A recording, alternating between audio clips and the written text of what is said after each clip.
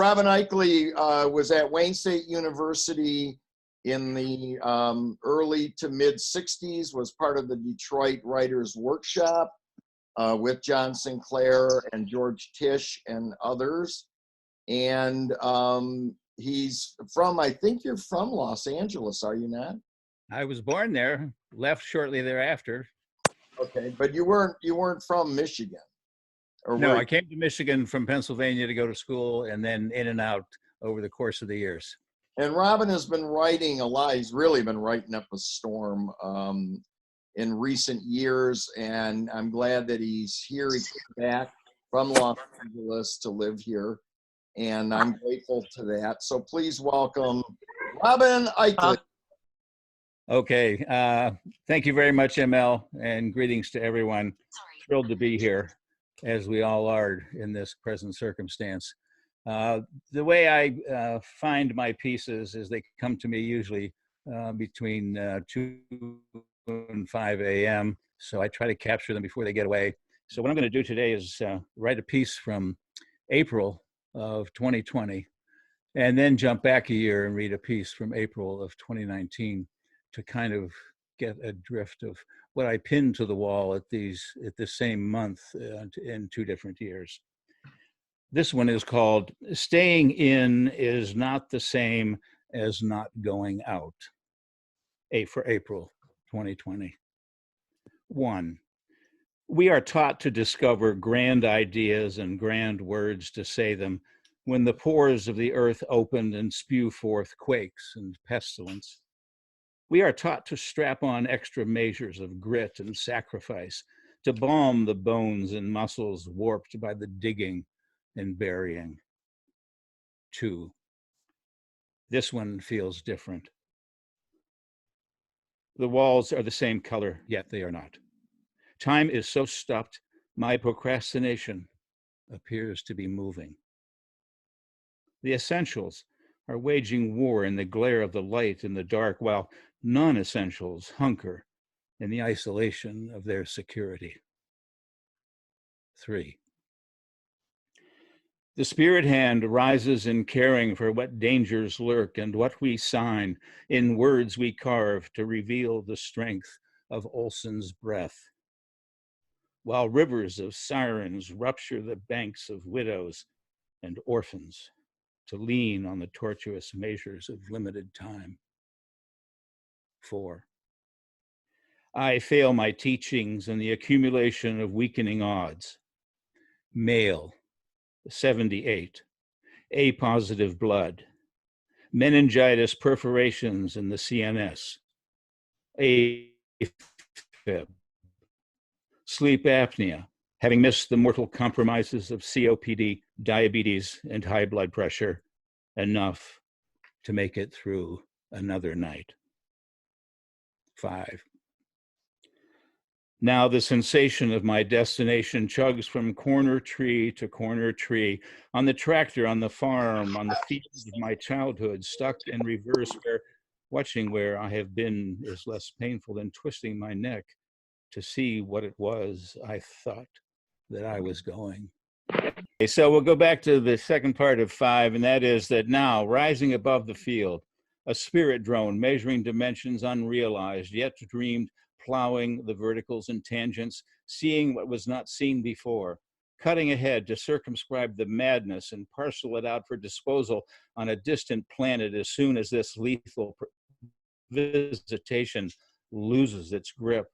As I get to plowing and planting perfect rows, never needing another gear in another direction. 6. My journal is now my body count, with measureless gratitude for not making the list. Michigan, March 18th, 1 deceased, the first. April 18th, 2,308 deceased, not the last. Rivers of sirens, the surplus of time withered to signal the washing of souls, the futile futures of fickle DNA. No perfect bubble, no redemptive precedent, only data points of where the virus has jumped from humans to big cats, with the mystery of whether or not it can jump back again. 7, an opportunistic reboot. Having mined the membranes of passengers and crew of nearly every cruise ship sailing the Mediterranean, the Caribbean, and Pacific ports of call, a single suspected flu takes down half of an entire hospital in the Canary Islands. A single couple harvests hundreds of healthcare workers and their families with an R0 through the roof by the time it hits the viral radar in Puerto Rico. 8, I grew up under my desk, wrapped in a white sheet when the sirens went off. I knew the bright light would come before the shock wave. I was used to bomb shelter directions and knew how to throw myself into a ditch. I was tuned and I was ready. I believed that this was me doing what I had to do my part. Then I found out there were no food rations in the basement shelter, and all the barrels labeled water were empty, part of a plan only halfway done. And my school, south of Pittsburgh, would have been nothing but scorched sand after the fireball rolled through. And then Ike warned of the military-industrial complex, and I would not really understand what he was getting at until the voracious lunacy of Vietnam swirled my call-up number into the foaming gyre. This is a new twist, culling the old and the weak and the less fortunate as a point of political pride. This is a wheel of cause and effect that knows no redemption. 9, gratitude for the slice of light through the window.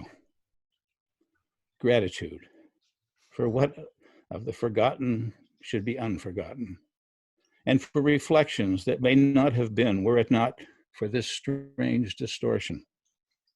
Gratitude for what we find that should be found, our own digging past the ephemeral for the roots of our lives. Gratitude for where the virtuous heart has beat back the alternatives, for remediation, for the return to the innocence of children, for warnings and conclusions. No more work today, no gatherings for sadness, for life moving and the singing of the song, for the comfort of old boots and old friends, and the affection for old verses whose voices bring joy to the silence. Robin Eichele, April 2020.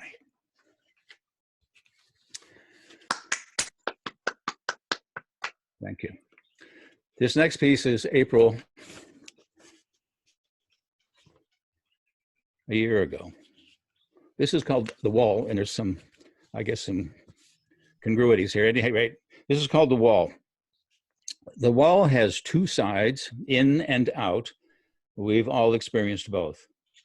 Whether we've been there or not, we all have our historical favorites.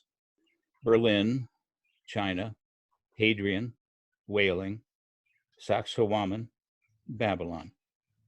We've all been close enough to unreal movies in our minds.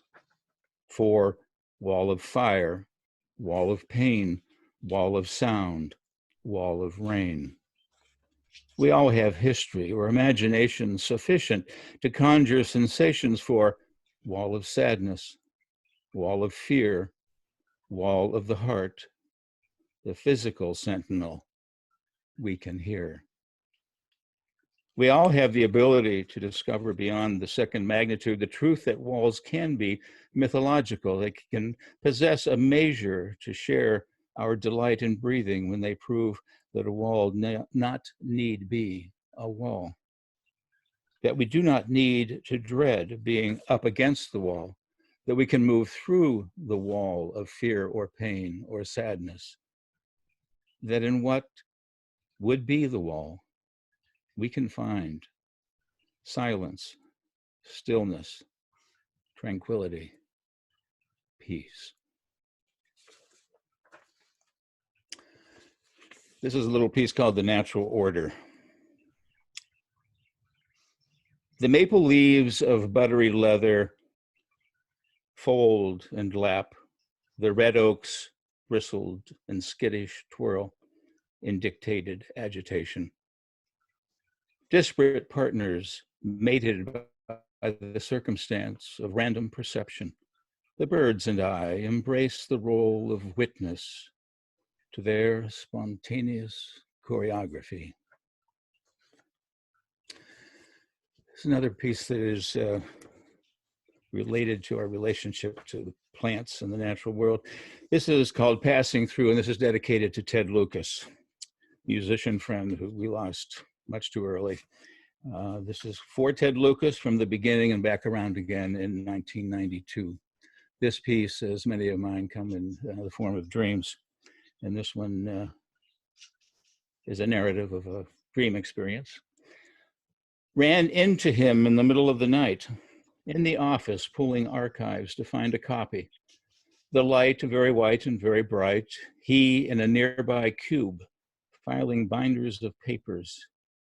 I on my way to an imagined destination, knowing he was there only by a destined moment when he stood and I happened to glance in his direction, so that out of the hundreds of cubes and hundreds of people around us, I caught a glimpse of his beard and glasses and bemused smile that told the story of his current incarnation. He was wearing a white shirt and a narrow black tie. When we met in the aisle moments later, his smile was broader and the shirt was now a kurta. We embraced, and he shared his current wisdom on gunpowder tea and how the teeth were the key to human health, how he was now into microdosing and had some humorous stories about meeting my grandfather, Roy O., shortly after he passed through. They had talked about engineering principles and whether they could be moved successfully from the physical world to the metaphysical, and had found common ground in botany, the power of plants, and the quiet language they employ to pivot on the role they play, and how the soul can speak that tongue and take great comfort there. Ted Lucas was a great friend, and I had to say back in the day, we were hanging out pretty heavy in the early 60s, and Ted introduced me through his introduction, or his importation of big wooden crates full of peyote buds. Yes. And some psilocybin and some mushrooms. He was quite a connoisseur of alternative mental states, and introduced me to as many of them as he possibly could. Right. What a great American. This piece is, I'm going to do a little collection here, short series. I'm calling this Phil's Favorites. This is an old trekking buddy of mine from back in the 60s. We spent a lot of time in the Rocky Mountains climbing. We also went to through the jungles of Ecuador and climbed in Peru. And so we've stayed in touch over the years, had a mutual respect for adventuring. And he has bounced back, as many of you have, or many of the people in my mailing list have. When something resonates, they just give me a little ping, which is much appreciated. So these are some of Phil's favorites. And this one, the first one here, is a piece that has amplifications regarding our current situation, the complications that we have created for ourselves through certain principles having enormous amounts of avarice and greed in the context of human suffering. This is called fentanyl. The 2018 karma collector for the opium that cut China, the largest economy in the world in 1820, in half in just 10 years. 5,100,000 pounds of opium a year by 1833. 12 million addicts, plus or minus, at the hands of the Brits and French, who scored their franchises in the Opium Wars of 1839 and 1856. And such stellar narco-dealing Americans as John Jacob Astor, John Murray Forbes, and Robert Bennett Forbes, ancestors of John Forbes Carey, our Secretary of State. Samuel Wadsworth Russell and his cousin, William Huntington Russell, co-founder of Yale's Skull and Bones Society. Warren Delano Jr., grandfather of Franklin Delano Roosevelt, Thomas Hempstead Perkins, and his nephew, John Perkins Cushing, Their profiteering and warmongering destroyed the Qing dynasty and dragged China through the never to be forgotten century of humiliation, helping build the nest for the karma bird to come to rest in the South China Seas. And now fentanyl from the PRC, payback for the dope running decimation at the hands of our illustrious ancestors. The way here greased by OxyContin and the nouveau doping sacklers of Purdue Pharma, co-authors of America's Century of Humiliation, helping enslave a generation fated to write the history in their addicted blood. And I'll conclude with one called Train. Now the walk to the station has become the burden. Getting on the car is still the same. One day it's wall to wall and everyone is talking as if they have all been best of friends for years. One day it's victims of the Trail of Tears, drumming their ancestors' spirits home. Another day it's wall to wall and totally voiceless, silent but for breathing and the folding of a paper. Another day it's all swimming instructors, and I have to admit that I do not really swim. Another day it's everyone I knew who's died, nodding and smiling and whispering suggestions. And another, it's a car full of poets going to a festival, all jazzed up and spouting words in all directions. It's most vexatious when they are all me and they are speaking foreign languages for which this will be the first and last day I cannot comprehend, but speak to them. Meditation mutes the voices and pushes the faces into momentary shadows, tuning the symphony to the simple click of the wheels and the rhythm of the ride. In those treasured interludes, I know that the right life is about riding the last train to the last station and being the last passenger on board as the car goes out of service and the lights go out for the night. Thank you.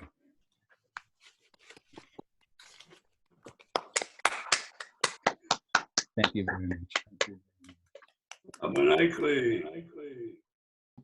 Robin Eichele, thank you. Yes. Fantastic. Fantastic. Thank you, Robin. Thank you. Robin actually was the first poet I ever saw in person at Macomb College, and probably, well, Bill Cox used to set all that up. Yeah, he's passed away since, but he used to set all the readings up, and we had a chance to see many, many great writers nationally, international. Saw Michael Horowitz from London there falling around on the floor playing a tiny saxophone. And it's incredible stuff. I want to introduce now Ken Mikolowski. His most recent book was This, That, and he's also been putting together a Jim Gustafson book, posthumous book that we're hoping to get out one way or another at some point. So please welcome Ken Mikolowski. All right. I know your attention span, so I'm going to read short poems today. The longest one is 2 lines long, so pay attention, will you? All right, here we go. This is called Poem. Got it? You can't just write anything and call it a poem.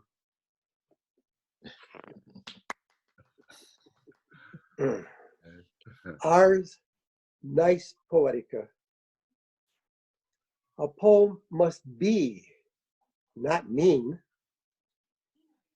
It's okay, you can laugh. It's all right. This is just short, dumb stuff, you know? It's all funny stuff. It's good stuff. Like this one. Getting old. Gets old real quick.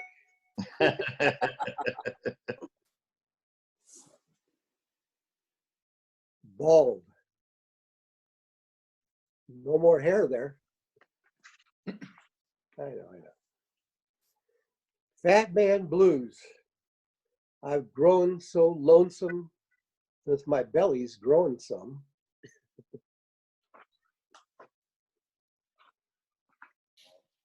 Sometimes I don't think of you for hours.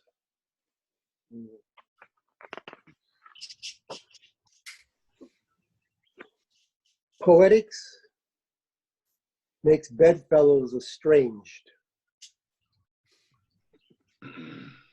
It does. Reality, not really. Authority, never mind.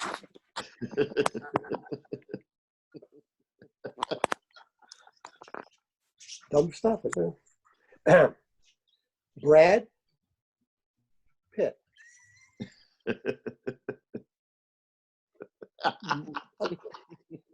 Maybe a little bit of explanation with that one. One of my students went to see another professor and told him she was taking my class. And he said, "Oh, Ken Mikolowski. Brad Pitt, is that a poem?"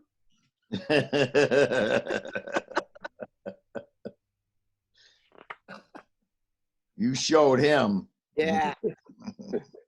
Yeah, right. Homage. I've never met a deadline I've ever met yet.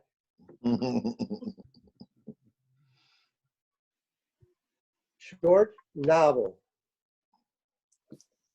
He always right. She left.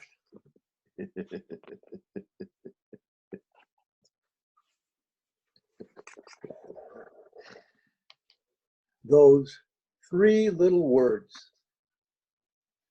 You are drunk.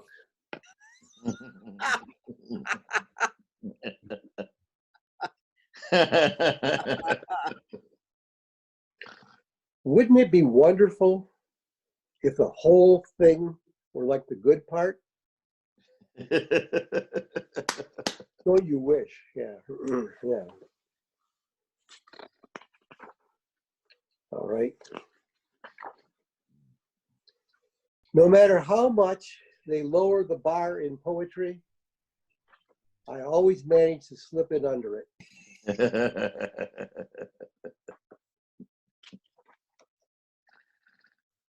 Love. Thank you. Call again. Lament. I am not now, nor have I ever been.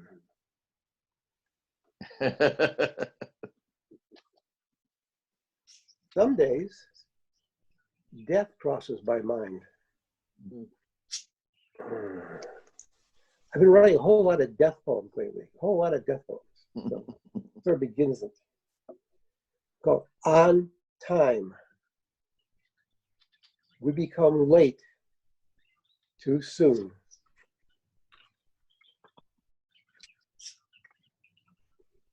Not the bird, but the shadow of the bird flying.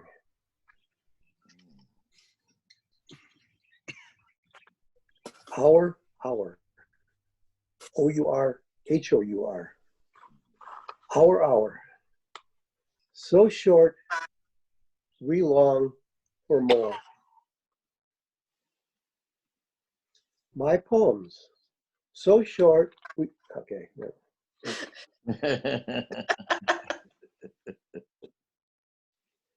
Remember me, humorously, posthumously.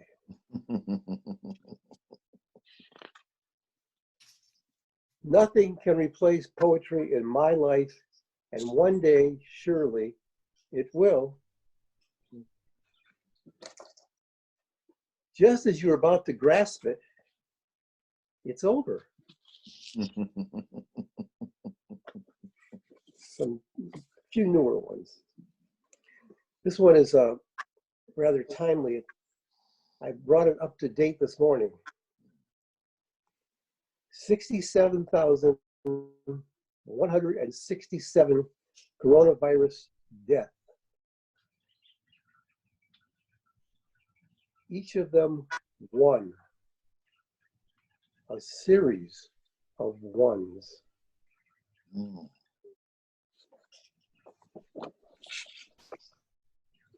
I like the title of this next one. It's called Ken Mikolowski, the artist formerly known.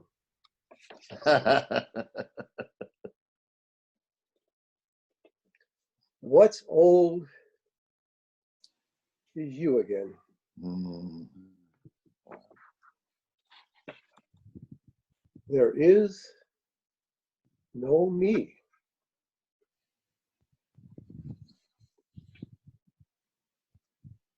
Death.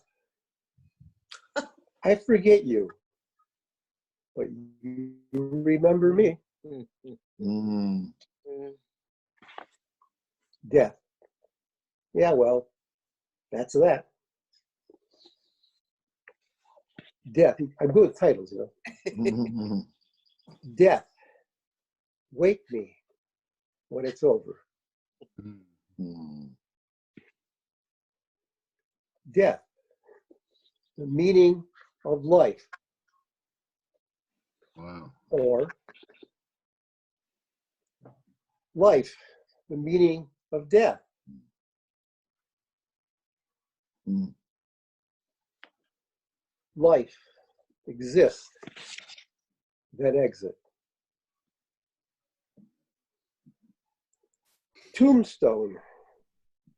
Here lies Ken, now has been. And the last poem I want to read one called Gone. It's a little bit longer. I keep finding pieces of you here and there. A lone earring, bent bobby pin, stray hairs and such, but never enough. Thank you. Thank you much. Thank you, ML, for putting this together. Bravo, Ken. Ken. And I remember Anne. I have one of Anne's pieces. Bravo. That last poem was for Anne, by the Yeah. way. Look at that. Yeah. She's always in my Bernadette office. Mayer and Marie, her daughter. Yeah. Bernadette Mayer and Marie. I bought this with Faye Kicknosway long ago. So always in my office, Ken. Thank you. Thank you. Great. Ken, you always do that, man. You have these little short poems, and then you have one that just gets me all the time. You're beautiful. You are. So Ken Mikolowski. Next up is Terrific. John Sinclair, who comes to us from his palace down near Wayne State University. And he has a brand new book he started writing this in the early 80s. And somebody finally published it, and he's proofing it now. So please welcome to the stage in the living room, John Sinclair. Yeah, John. Looks like Ken Mikolowski to me. You're here. Whoever's talking it gets like Lolita's laughing, so she's on the screen. Go ahead, John. I don't even see myself. Am I on there? Yeah. Yes, you are. I'm going to read one of my favorites. It's great to have all these poems in one place. I mean, they're always in one place in your manuscript, but you can't really pick it up anymore without a printer. I do everything online. I like to read this one. It's number 20. You know, I set out to 1982, the great pianist named Thelonious Monk passed away. And he had been not performing for the last 10 years of his life. So he was kind of out of the picture. You didn't hear his music too much or think of him too much, although he was always regarded as a great American composer and bandleader and pianist.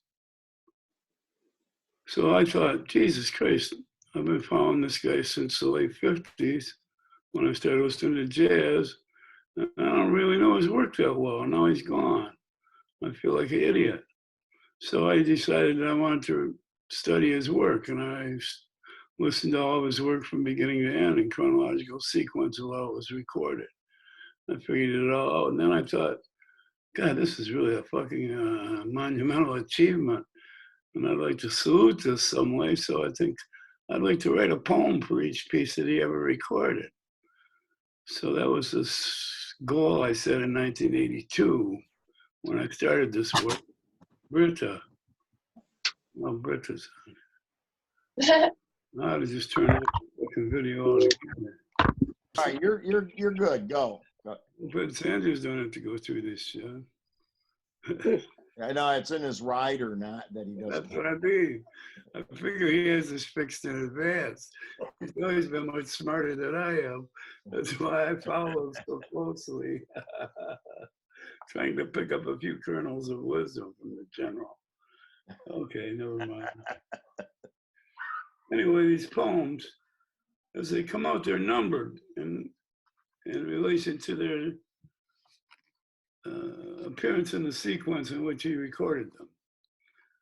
There's a lot of little mental patient shit in here. You know, this whole thing is inspired by this great practice that Jack Kerouac had of playing an imaginary baseball contest using either marbles or cards, playing cards. And he would play 4 games in his league each day, and then he would keep the box scores and he would write up the results in a little newspaper in his bedroom. Total mental patient activity, totally all in his head. And that inspired this work and also my blues work, you know. And that and Ed Sanders' great essay called Investigative Poetry. And I figured I could fuse these two things. This is called Boom Dito. It's from Mary Baraka, one of my idols, mentors. In the beginning of the modern era in Harlem, in the early days of the new music, in the days of war, when Bird and Diz and Monk made it all start to happen in Harlem. Late at night, the music hit hard and deep. Monk and Bird and Dizzy turned it all around and made it fit what was happening in New York City. The war, the sound of modern city life in Harlem or in Midtown, downtown. Monk and Bird and Dizzy made the music fit. They made it fit. They made the music come to life. They made life come to the music. They made it bloom, bloom dito, bloom dito, bloom diddy bop, bop, bop. They made it bloom like a gigantic flower or millions of flowers in a magnificent garden. Bop.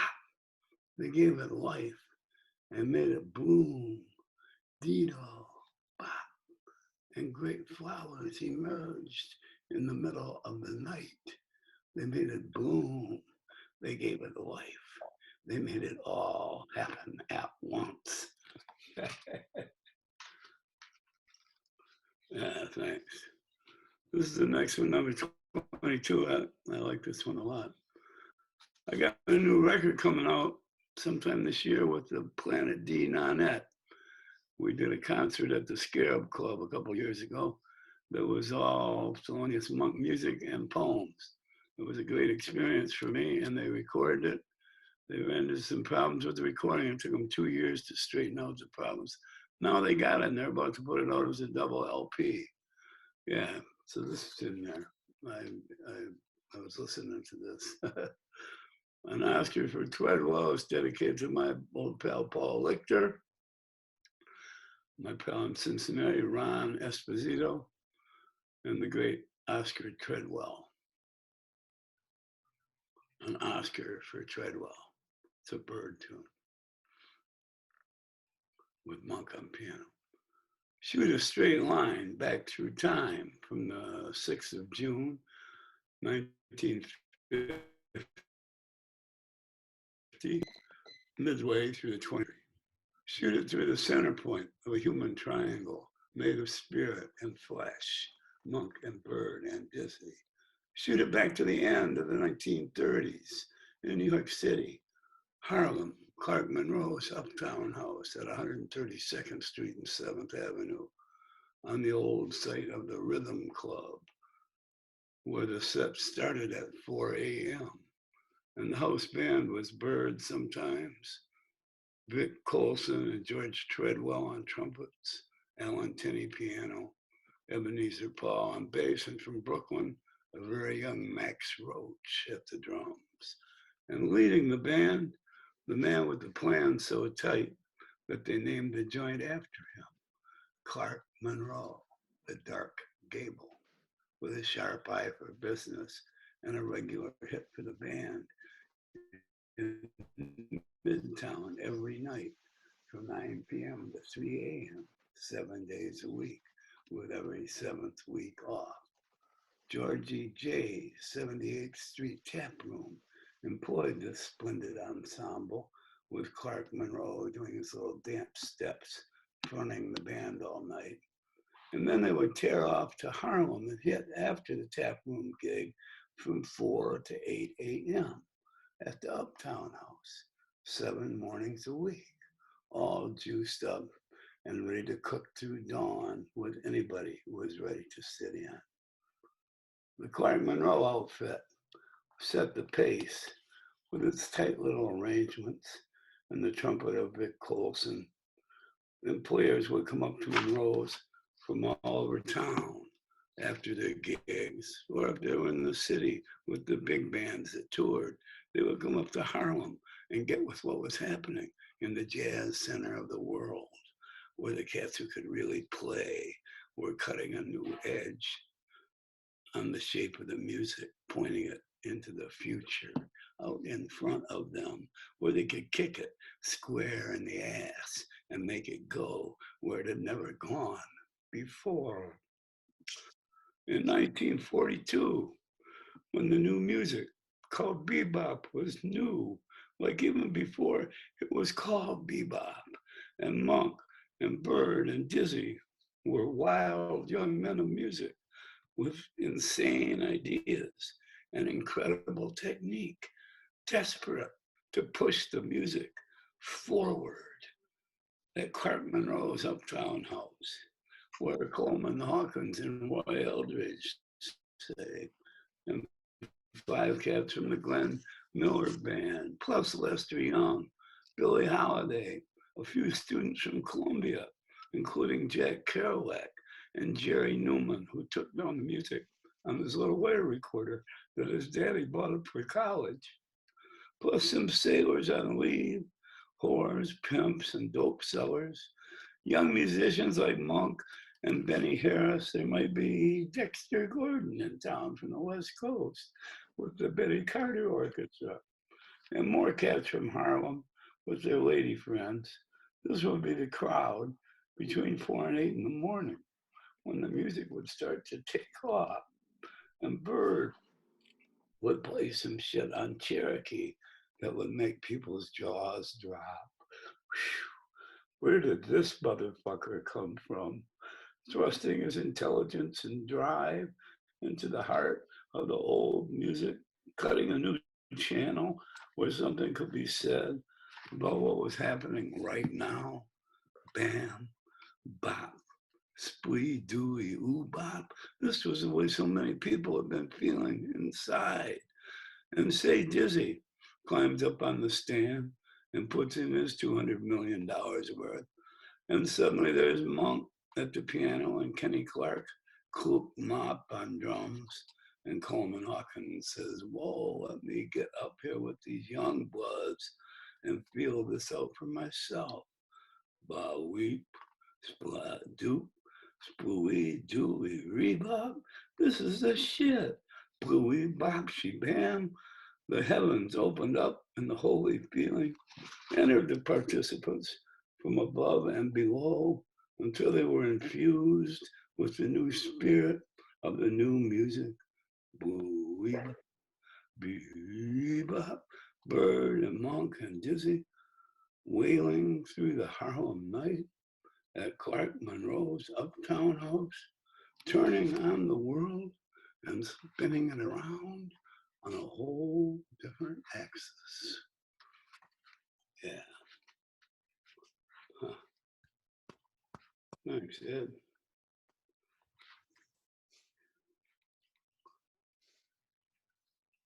Well, I've even seen a lot of these poems in a long time. Oh, I don't want to do that. There's one of my favorites. It's called Friday the 13th. And it's dedicated to Michael Weebler. Hey, Mike, as he used to be known, non-professionally. Friday the 13th. This is inspired by a record by Monk with Sonny Rollins recorded on Friday the 13th of November, 1953 for Prestige Records. One of the great recordings of all time. And that inspired this, and then the rest of it comes from real life.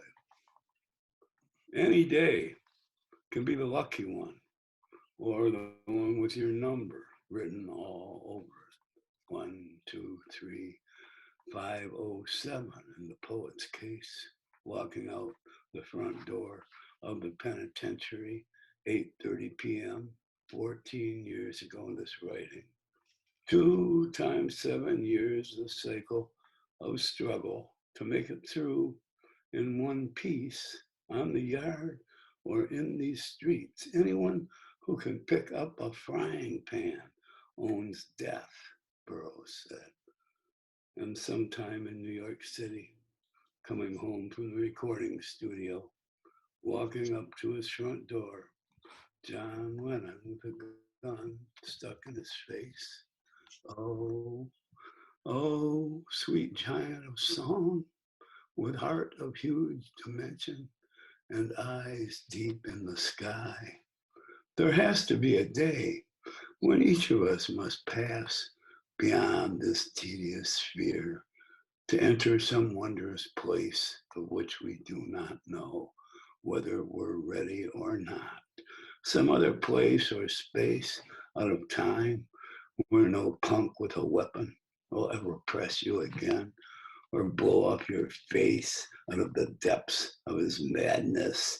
No one will hold us against our will in a cell with bars in front and back, 6 feet by 8 feet by 10 feet high. No one will take us out of our natural lives and send us away from here by means of some murderous fantasy in which we are denied everything we have lived for. Oh, please let us die at the end of our own time and not before. Free in our world of strife, let us have life as long as we can. And please, let there be men like Monk and John Lennon to share their hearts and light up our ways as long as we may live. Thank you. Thank you, John. Yeah, John. How long do I go? You can do another one, and then we'll get Ed up there. Better pick a good one then. If I gotta set up Ed Sanders, I better pick a good one. What's the title of the book, John? It's called Always Know. That was Monk's motto, always know, a book of Monk. It's in 4 volumes. This was the first 2 volumes in here. I'm hoping this will inspire me to finish the other 2. I started this a long time ago. Okay, this is a good envoy. This is the first one that I wrote in this whole project. I was listening to this brilliant fucking performance of Carolina Moon by Thelonious Monk. And I was inspired to write this, and this kicked off this whole idea. Carolina Moon. Just so each day dawns again, and every is new all over. Were it not for you, O great monk, and your magic ilk, it would stay the same way all the time. That big, fat, stinky moon just rotting in the sky. Thanks. That was fun. Thanks a lot. Thank you, John. Thank you. Good job. So, thanks, John. I wanted to mention too that Carrie is helping us, sponsor this at BookBeat. Carry on. They're still open. Greatest bookshop in the world. It is, and they have John's books. They definitely have a nice collection of signed Ed Sanders books. Yes. Ed was here in November, and Carrie had him sign a number of them. So you can look for that, and I'm sure they have Ken Mikolowski's Wayne State book. Generally, the great thing about signing books is that they pay you in cash on the spot. I know. We know, some of us know that. That's why we're happy to sign them. Always. No return. Of course. Okay. Just so everybody knows too, I'm recording this, so we will have a document of today's I event. think I'd like to see this with just the readings on it. Yeah. So I will send those links and put those links up. To close this out today, and the next reading is May 17th. It's going to have Maria Mazziotti Gillen, Linda Nemec Foster, and Rod Tornison from Grand Rapids. And one thing about, there is a connection between Rod and me and Ed, and that is that Michael did the cover of Rod's first book, which was like a collage, and it was called something about Yankees and pinstripes or something. I think it was a City Lights book. And so that's a mutual friend of ours from up in Woodstock Way. I gotta let some people in the room, but let me welcome Ed Sanders, a longtime friend to Detroiters and to the Artist Workshop, and myself. And he's up in Woodstock, New York, and right now going to read for us. And his memoir or autobiography is called Fug You, and I'm sure Carrie has a number of those signed as well. So please welcome Ed Sanders. Yeah. Hey, Hi. Can you see me and hear me? I guess. Yes. Yes. Yes, we can.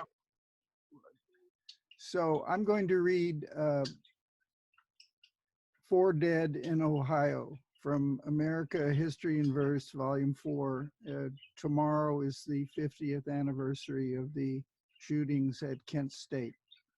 And I'm going to read from early in 1970 up through the horrible killing. February 24th, 1970. Racist axehead Governor Lester Maddox of Georgia handed out axe handles in a Washington restaurant in honor of the time years before when he waved axe handles to keep blacks from coming into his restaurant in Atlanta. February 14th, 1970.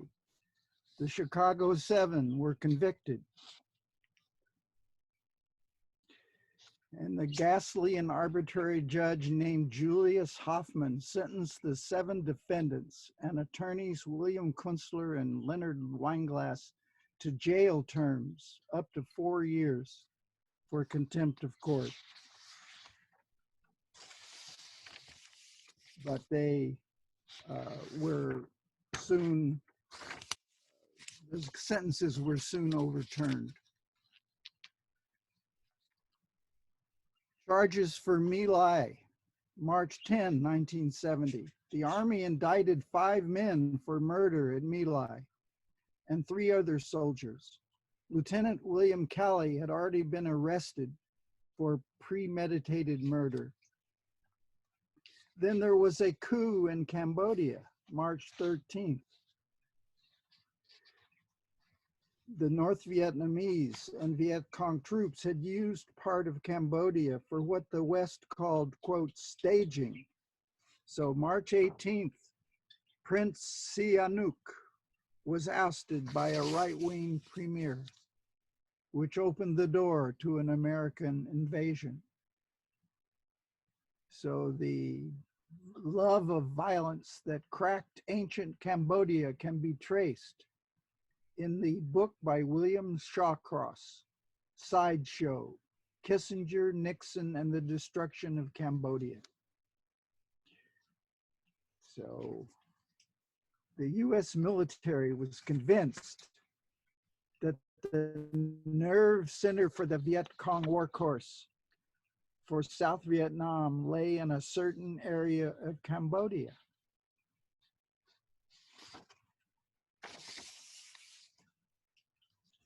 Then came Earth Day, April 22nd, 1970. Earth Day was organized by Senator Gaylord Nelson and featured parades, seminars, metal recycling, with millions taking part. Congress recessed for the day, and 10,000 gathered at the Washington Monument. Then, April 27th to the 30th, Nixon sprang a rain of death on the people. The night of April 27th, 1970, Richard Nixon saw Patton for the second time. George Patton was the general, however brilliant, who said things like, "We're not going to shoot the sons of bitches. We're gonna rip out their living goddamn guts and use them to grease the treads of our tanks."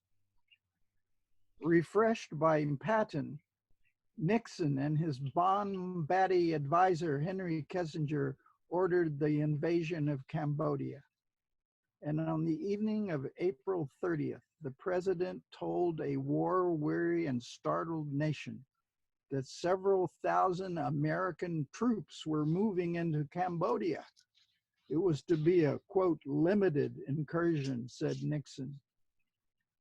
He seemed strained and nervous, and his upper lip roiled with sweat. 4 dead in Ohio, May 4th. In the days before the evil at Kent State, some entity, perhaps military intelligence, fed a stream of fake reports into the eyes and ears of the mayor of Kent, Ohio. There were weathermen seen on campus. Banks were going to be burned. LSD was going to be zapped into the water supply. And so the mayor declared a state of emergency, an 11 p.m. curfew for Kent, 1 a.m. at Kent State, and called the Ohio governor's office to say, quote, SDS students have taken over a portion of Kent, unquote. Ohio's governor, one James Rhode, loved to call out guards. He'd already summoned the National Guard 40 times in 69 and 70. So April 29th, the governor ordered the 107th Armored Cavalry and the 145th Infantry to deal with a truckers' strike in Akron. And then 4 days of hard duty. And then on Saturday, May 2nd, the guardsmen were sent to Kent State and Kent after only 3 hours sleep. Governor Rhodes was running that year for the US Senate and faced a primary opponent just 2 days away. So he plunked down the law and order card at a press conference on May 3rd and called the Kent State demonstrators, quote, worse than brown shirts, unquote. Classes resumed on Monday. Students and faculty were upset over armed soldiers patrolling their campus, plus being called bums by the president and Nazis by the governor. So a noon rally was called. Teachers announced it in class. Maybe 1,000 gathered near the gentle rise called Blanket Hill, behind the Victory Bell on the Commons, when 99 guardsmen strode to the kill with bayonets affixed to M1 rifles, rifles so powerful they could kill someone 2 miles away. A bullhorn told the students to disperse. Guardsmen fired tear gas, and anger grabbed the hillside. They marched to the top of Blanket Hill. The protesters parted to let them through, then filled in behind them with boos and anguish. The 99 soldiers then walked back down to an athletic field, where they waited a few minutes with rocks tossed at them by a few, and a few tear gas canisters and insults were tossed too. Not all of the guardsmen, of course, were murder spores.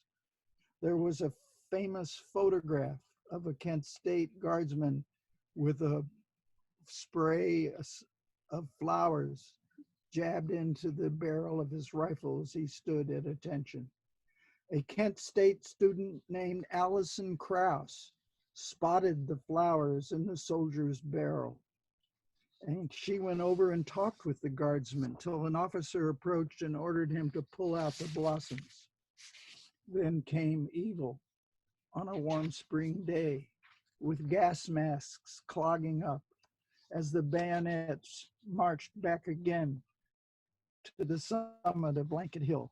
At the hillock summit, the troops walked between what's called the pagoda and Taylor Hall. And then all at once, the trailing right of the wedge turned and readied their rifles. It was 12:25 when 28 guardsmen fired 2 quick fusillades with 55 M1 bullets, 5 pistol shots, and a shotgun blast, spraying down upon the students in the parking lot more than a football field away. Dead were Jeffrey Miller, Allison Krause, William Schrader, and Sandra Lee Schroyer, plus 9 wounded. The killings at Kent State and Jackson State, said Philip Agee, former CIA officer, showed clearly enough that sooner or later our counterinsurgency methods would be applied at home. 37 years later, a tape recording surfaced that was made by a student who placed a microphone from a recorder out of a dorm window and recorded the shootings. Someone heard that just before the bullets shot forth, a voice barked, quote, "Right here, get set, point, fire." After the murders, there was a national rage. Something like 400 colleges were closed for the remainder of the school year. And then for the bombing of Cambodia, so desired by Tricky, it went on, scarring that nation with the wounds of evil that enabled the Khmer Rouge communists to take over in 1975.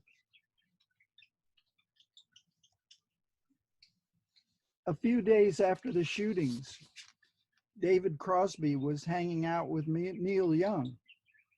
On hand was the May 15th Life magazine with those shocking photos, and especially the one with the young woman kneeling and holding up her arms, and a yellow-hued headline, "Tragedy at Kent."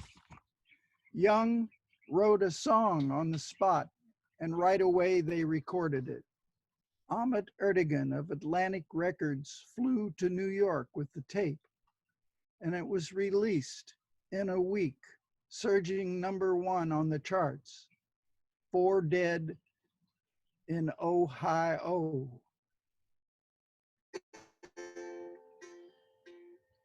10 soldiers and Nixon's coming. We're finally on our own.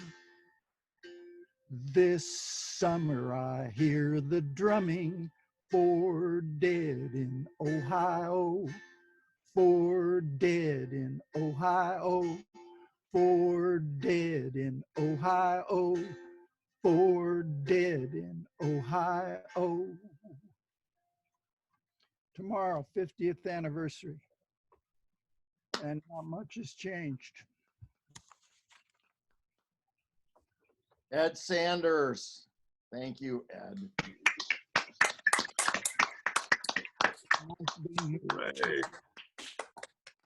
Hooray. So I want to thank Robin, who in his library there over his right shoulder, I think, there's several of Ed's history books I saw on the shelf there. Carrie has some of them too, if not at least 1 or 2 from each year that he did, the history of America. And his Fug U, John Sinclair's collected or selected work is there, and other stuff that John has done is available. Robin, his stuff, he sends his stuff out on a fairly regular basis, and it's like I think John was saying, very, very good stuff that comes through. And Ken Mikolowski, this, that, and other things. We're just grateful to have all of you guys together in one room. I'm sorry that it took a little confusion, but I will try to sort out which account I'm using when I'm using it. I want to say one thing on that, Mike, if I could. Yeah. When I started out writing poetry in the early 60s, and I met Robin Eichele, and I was attracted to the work of Edward Sanders.